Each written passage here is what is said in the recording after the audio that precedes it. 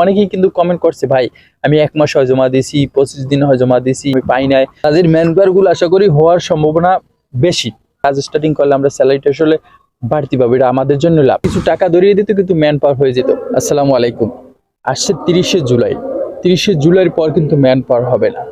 কাদের হবে না, কাদের হবে, সেটা কিন্তু একটা প্রশ্ন। এবং যাদেরগুলো পেন্ডিং এ রয়েছে তাদের কি হবে, ভাই হয়রানির শিকার আর কত হবে।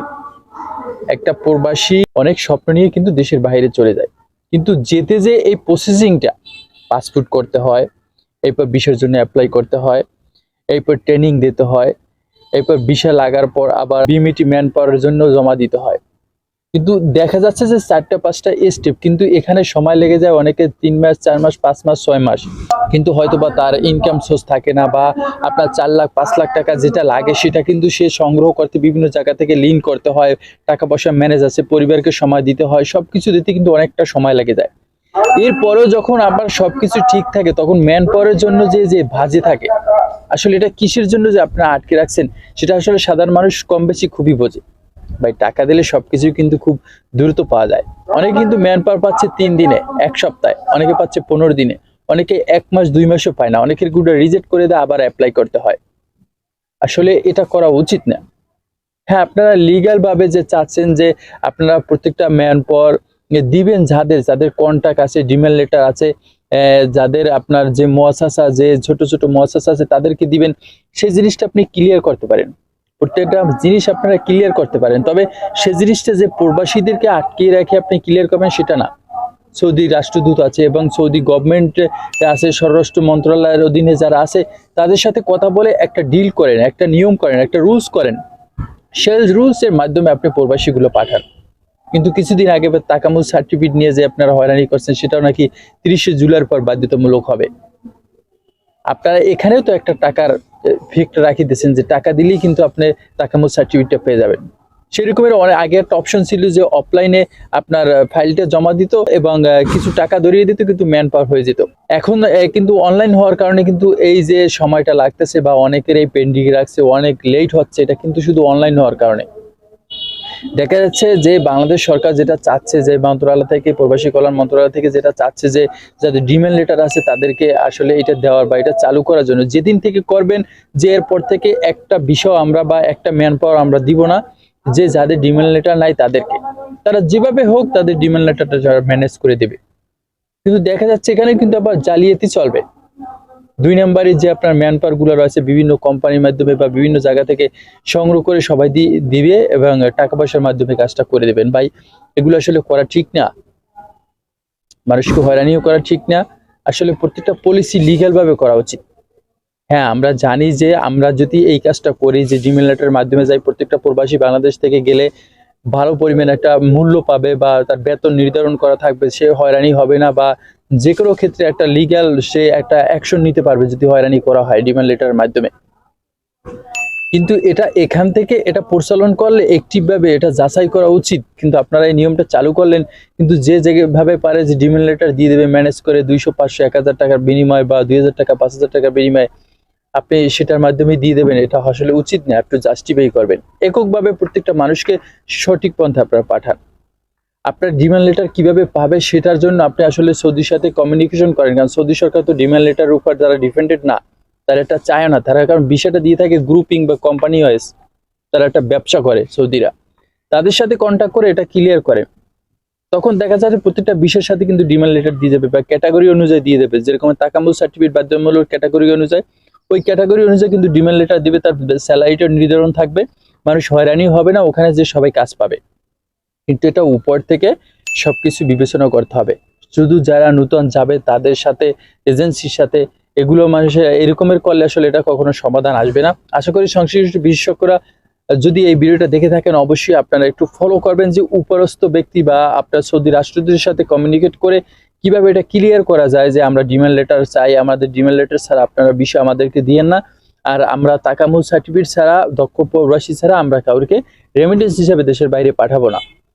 সেটা আপনারা 2 দেশের মানুষ একসাথে বসে সংশ্লিষ্ট ব্যক্তিরা আপনারা এটা ডিসিশন নেন, এবং সেক্ষেত্রে আমাদের জন্য ভালো। আমরা আসলে 2 মাস 3 মাস এমনি সময় পাই মানে প্রবাসে যাওয়ার আগে, সেই সময়টা আমরা একটা দক্ষ হিসাবে একটা সার্টিফিকেট তুললে যে আমরা ওখানে যে কাজ স্টার্টিং করলে আমরা স্যালারিটা আসলে বাড়তি পাবো, এটা আমাদের জন্য লাভ।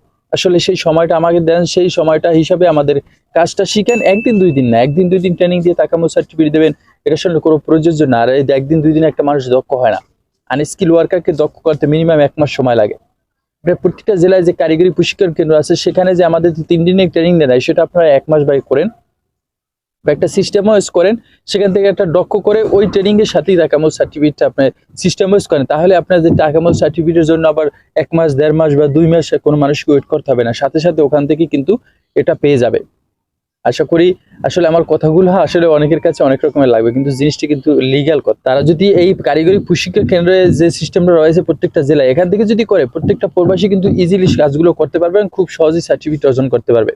এখন আপনি 11টা কেন্দ্র করছেন তাকামুল সার্টিফিকেটের জন্য, এখন কারো বাড়ি রয়েছে বরিশাল, সে এখান থেকে যাবে আপনার বগুড়া, এবং কারো বাড়ি রয়েছে বরগুনা, সে যাবে আপনার চট্টগ্রাম, এরকমের যাই ওখানে আপনার থাকে, এরপর পরীক্ষা দেওয়া, এরপর আপনার টাকামো সার্টিফিকেট করা, এরপর যদি আবার প্রবলেম হয় রিজেক্ট হয় সেটা আবার নতুন ভাবে করা, আসলে বড় ধরনের একটা হ্যাসাল। আসলে এগুলো করা উচিত না। আশা করি আপনারা যাদের ছোট মহাশাসা আছে 2টা 3টে মানে যারা বিষয় দিয়ে দিয়েছে তাদেরগুলো খুব সহজে ম্যান পাওয়ার হয়ে যাবে, এবং যাদের বড় আছে তাদেরও হয়ে যাবে। যাদের আবেদন করছেন আর কি ম্যান পাওয়ারের জন্য, তাদেরগুলো যদি 30শে জুলাই যারা আবেদন করছেন 30শে জুলাইয়ের আগে, তাদের ম্যান পাওয়ার গুলো আশা করি হওয়ার সম্ভাবনা বেশি।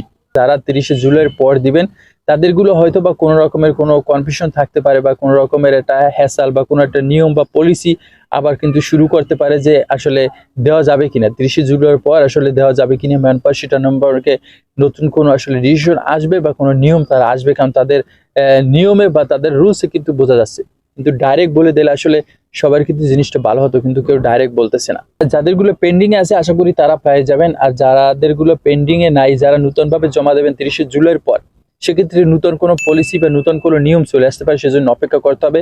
আপনার এজেন্সির সাথে কথা বলেন যে ভাই আমাদেরগুলো কি আবেদন করছেন বা করেন নাই, যারা করেন নাই তাদেরগুলো কিভাবে কি করবে, কোনো আপডেট আছে কিনা, কোনো রুলস দিছে কিনা, কোনো নিয়ম দিছে কিনা, বা ডিমান্ড লেটার বাধ্যতামূলক লাগবে, এই বিষয়গুলো একটু ক্লিয়ার করেন। তাহলে আপনি বুঝতে পারবেন যে ডিমান্ড লেটার যদি লাগে সেটা ম্যানেজ করার জন্য যে আপনাকে ভিসা দিয়েছে বা আপনার এজেন্সির সাথে আপনি কন্ট্যাক্ট করেন যে ভাই এটা কিভাবে কি করা যায়, কারণ সৌদি আরব যদি না দেয় সেটা আমরা যেভাবে হোক ম্যানেজ করে আমাদের ম্যান পাওয়ারটা বের করতে হবে। তো ম্যান পাওয়ারটা বের করলে আপনি যে কোনো মুহূর্তে টিকিট কেটে কিন্তু চলে যেতে পারলেন, কিন্তু ম্যান পাওয়ার যদি না হয় ভাই কিন্তু অনেকেই হ্যাসাল। অনেকেই কিন্তু কমেন্ট করছে ভাই আমি 1 মাস হয় জমা দিয়েছি, 25 দিন হয় জমা দিয়েছি, ভাই আমার 2 মাস হয় কিন্তু আমি পাই নাই, ভাই আমারটা পাবো কিনা বা কবে পাবো। ভাই আসলে এই পেন্ডিং এ রেখে দেয়, তারা যদি ক্লিয়ার ওয়েজ যদি প্রত্যেকটা কাজ করে দেয় যে 30শে জুলাইয়ের আগে যতগুলো জমা দিছে বা আবেদন করছে সবগুলো আমরা দিয়ে দেবো, পরেরগুলো থেকে নতুন নিয়ম, সেক্ষেত্রে কিন্তু ভালো হয়। কিন্তু তারা একটা সিস্টেম করছে যে যে কাদেরটা দেবো না, এরকমের মানে কনফিউশনে রেখে অনেকেরটা 7 দিনে দিয়ে দিচ্ছে, 3 দিনে দিয়ে দিচ্ছে, কিভাবে দিচ্ছে তো আপনারা ভালো জানেন। আর অনেকেরটা 1 মাস 1.5 মাস 2 মাসও কিন্তু রেখে দিচ্ছে, এরকমের করলে আসলে হয় না। সবাই কিন্তু কনফিউশন আছে, সবাই ডিমোটিভেট হয়ে যায়, সবাই ফ্যামিলি আছে, সবাই যেতে পারলেই ভালো। এদিকটা একটু ফলো করা উচিত যাতে দ্রুত যেতে পারে। দ্রুত যেতে পারলে প্রত্যেকটা প্রবাসীর জন্য ভালো, দেশের জন্য ভালো, তার ফ্যামিলির জন্য ভালো। কারণ প্রবাস মানে একটা স্বপ্ন নিয়ে যায়, অনেক কষ্টের মাধ্যমে কিন্তু একটা স্বপ্ন থাকে, মানুষের টার্গেট থাকে, সেটা ফিল হলে কিন্তু দেশে চলে আসে। এই জিনিসগুলো শুধু আপনার মাথায় রাখবেন। সবাই ভালো থাকবেন, সুস্থ থাকবেন। কে কোন জায়গা থেকে কমেন্ট বক্সে আপনার মতামত জানাবেন। চ্যানেল নতুন হলে চ্যানেলটি সাবস্ক্রাইব করে সাথে থাকবেন। আসসালামু আলাইকুম।